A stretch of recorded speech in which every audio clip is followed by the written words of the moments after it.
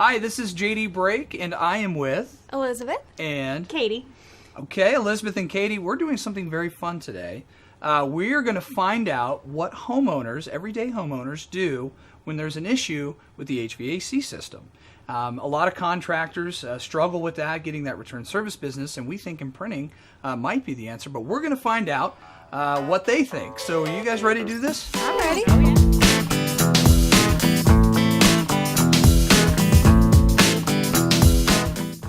You get home on a day like this, it's freezing cold, and the furnace is out, and your house is freezing cold.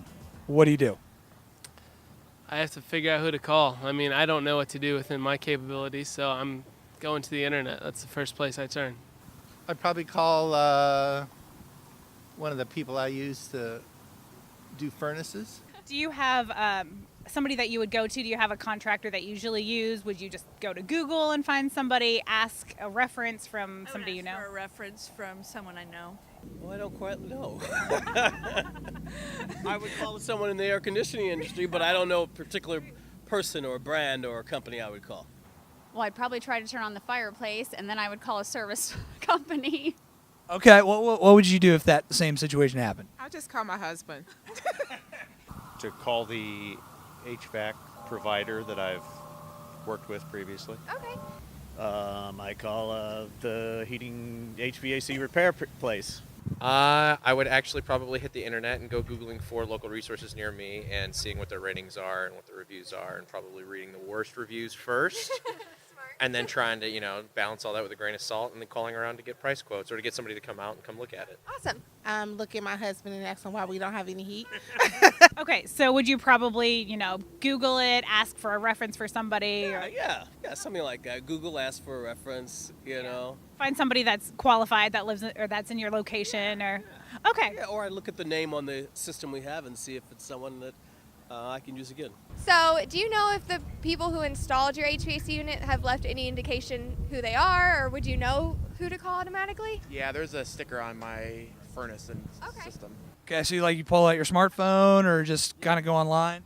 I'm going to Google, right? But on our actual heat pump, there's telephone number. Okay. So if we didn't know who to call, the fact that they'd actually put their identification on the equipment gives us the indication that this is who we should call. Google. Or sometimes there's just a sticker on the side of the furnace. Yeah. I've looked at the sticker on the side of the furnace, but I still call my husband. I'd probably call them, yeah. Awesome. So on your personal unit in your house, is there a sticker, a label that you would know who happened to install your equipment? Have you ever noticed anything like that? I don't know if there's a sticker on it or not. No, I'm not sure about that. Okay. How do you get a contractor to your house? Well, usually I'll call a couple of family members and see if there's some recommendations there, or we'll start getting online and through the internet and Googling.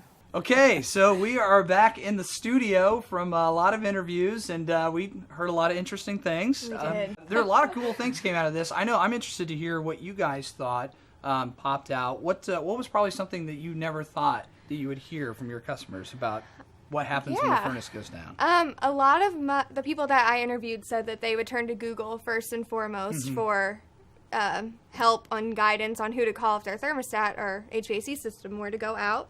And I thought that was crazy. No one really knew who installed it or the last person to service it, so they just kind of took a guess. Yeah. Yeah, not contractor loyal, but they're search engine loyal. Yes. I find that very funny. What about you, Katie? What did you find out that shocked you the most? I would say just people went word of mouth. Like they had their neighbor whose heating went out last year, and they were like, hey, who did you call? Because I have no idea. And so kind of the same thing. They just find somebody, and it doesn't really matter who it is as long as they know a name, they have a number, they'll call, and that's what they'll get. Yeah, word of mouth. I mean, that's still just as powerful as any marketing campaign, still to this day. They're looking for any name and number that they can possibly find. Exactly, They need it word of fixed mouth. as soon as possible. Exactly. So that's why it is so important to imprint thermostats with us here at Jackson Systems. You get that ownership, you get that top of mind with customer, and no matter who lives in the house, if someone moves in and your name and number and logo is still on the thermostat, you just gained a free customer, and you didn't have to do anything other than buy through us, of course. But so very powerful, good free insurance for you, the contractor, to stop them at the stat. and make sure they stay your customer and ring that money line. So, ladies, I want to thank you very much for doing the interview today. That was awesome. Thank you so much for watching, guys. We hope you enjoyed, and we will see you next time.